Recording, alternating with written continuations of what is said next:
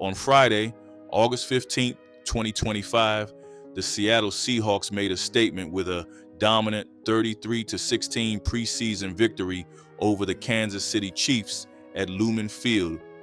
At the same time, hundreds of miles away, Dallas Cowboys superstar Micah Parsons remained locked in a bitter contract standoff with Jerry Jones.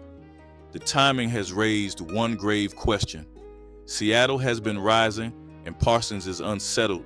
And given the context, should the Seahawks go all in for Micah Parsons? The Micah Parsons-Cowboys relationship has deteriorated to the point where the star pass rusher is considering drastic measures, which could include a trade request or even a declaration that he is severing his relationship with the team, per multiple league sources familiar with the situation. The two sides remain far apart heading into the second week of training camp and are not currently negotiating. Seattle's last two preseason performances have changed expectations drastically. The team appears sharper, faster, and more physical under new head coach Mike Macdonald. In fact, Clint Kubiak's offense looks disciplined. It leans into a ground and pound style, potentially designed to complement an agile and aggressive defense.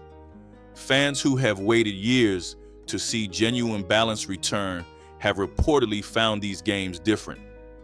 Confidence is gradually increasing in the Pacific Northwest, and the idea of adding Parsons is now being discussed pretty seriously. All the families and stuff, though, I feel like they've been doing that throughout camp, which has been really cool after practice. So this is, I guess, our official last camp practice, even though we'll be rolling into next week. So excited for the game, and we're kind of in Kansas City mode for the next 2 days at this point. Granted, this isn't the first time the Seahawks have considered a splash move, but the stakes feel a little off the track. The NFC West is wide open. San Francisco is talented, but after off-season losses, the team is vulnerable. On the other hand, Los Angeles has chosen to rebuild continuously, and Arizona is still searching for an identity. Given the scenario, Seattle sees a chance to reclaim ground it once owned during the Legion of Boom years. That context explains why the Parsons situation has become a discussion. Notably, Micah Parsons' dispute with Dallas has been one of the offseason's defining storylines. Contract talks broke down in April, and Jerry Jones insisted he had offered a deal that would have made Parsons the highest paid defender in league history. Parsons' agent disputed those claims, and the tone quickly turned personal. Earlier this month, Parsons officially requested a trade. Since then, he has removed all references to the Cowboys from his social media and posted cryptic farewell-style messages. Cowboys references in his social media. Parsons removed the profile picture in his X account that showed him in a Dallas Cowboys uniform. He also took the team's name out of his bio. Now the bio says, quote, Penn State 2021 TBD. Jerry Jones spoke about the negotiations earlier today. Despite those noises, Jones insists Parsons will not be moved. The Cowboys can use the franchise tag to control his rights through 2027, and head coach Brian Schottenheimer has already said he expects Parsons to be in uniform for Week 1 against Philadelphia. Still, the relationship feels broken. League insiders, including Adam Schefter, have described the situation as heading toward a divorce, and the mood around Dallas is pretty taut. However, the Seahawks front office finds opportunity here. Than has ever been given in terms of guaranteed money than anyone ever has as far as a defensive player. I've done that. Now, I am the cat that writes the check. Okay? Now, Micah's got 3 years with the Cowboys left. He's got 3 years. At some point, somebody has to have the say over the other. Parsons is definitely not your next-door pass rusher. Since entering the league, he has become one of the NFL's most dominant defenders. 4 Pro Bowls in 4 seasons, 2 All-Pro selections, Defensive Rookie of the Year, and twice a runner-up for Defensive Player of the Year. His numbers include 177 pressures in 63 games, averaging more than 13 sacks per season. Dallas's defense consistently ranked among the league's best when he was healthy, and his presence alone transformed game plans.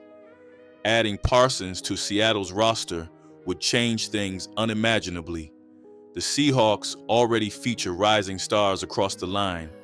That aside, McDonald's scheme lives on multi-angle pressure.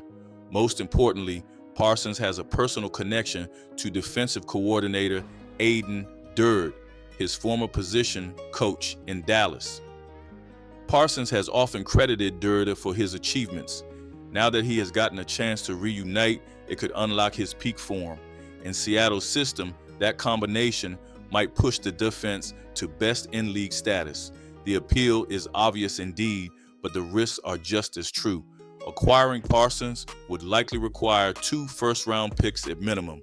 That's the kind of package reserved for franchise quarterbacks, not defenders. On top of that, Parsons would demand a record-setting extension, probably in the range of $41 million per year. That figure surpasses the recent deals signed by T.J. Watt and Myles Garrett. General Manager John Schneider has publicly stated he learned hard lessons from past mistakes. The Jamal Adams trade remains a cautionary tale in Seattle. It was an overpay in draft capital and salary, which literally left the roster stretched thin. Now, the thought of repeating that formula, even for a player of Parsons' caliber, makes the front office reconsider things. Moreover, there's also the question of injuries.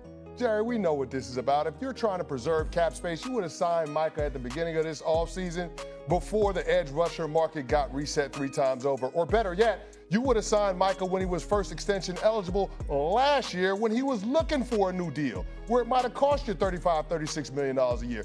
Now you're talking about a number north of $41 million a year and him being the highest paid non-quarterback in NFL history. Parsons missed games last season, and though still just 26, the risk of durability issues over a 5-year mega deal is worth consideration.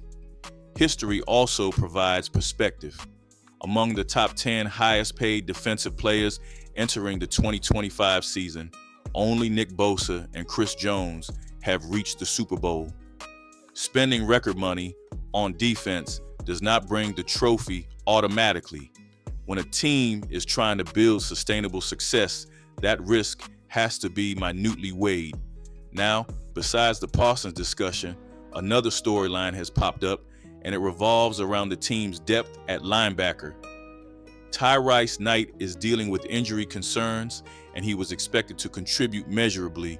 Head coach Mike Macdonald is still hopeful that Knight would be available for week 1, but that doesn't end the doubt. What if Knight cannot go? Yes, Patrick O'Connell and Drake Thomas are the most experienced backups, but neither has started an NFL game. Besides, both are graded poorly during preseason action. Josh Ross, Jamie Sheriff, and rookies DeEric Jackson and Alfonso Tuputala are intriguing prospects. However, they can't be counted as reliable options in September. The possibility of sliding safety Nick Emenwari into linebacker is being tested, but could that be a long-term solution? Interestingly, this uncertainty makes the Parsons conversation even more contextual. Seattle's need for defensive reinforcement is definitely genuine. However, the form it takes remains the decision. Do you swing for the biggest name available or shore up depth with smaller, smarter moves? Seattle's front office may prefer to patch linebacker depth with low-cost additions.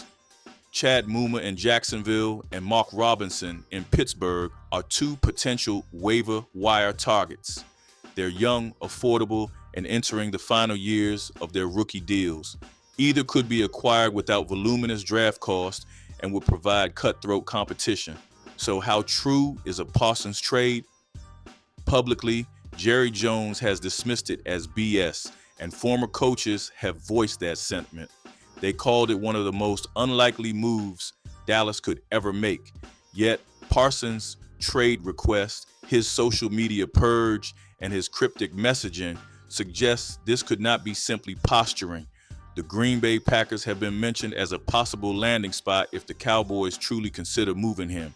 There's enough cap space, complemented by a dire need for a defensive anchor. Given that, they fit the profile. Still, the most likely outcome is Parsons playing for Dallas in Week 1 against Philadelphia. Until the situation escalates further, a deal is just another speculation. Should the Seahawks go all in or play it safe and build their depth quietly? Drop your thoughts in the comments, hit like if you choose smart team building over splash moves, and subscribe for more breakdowns. Stay tuned.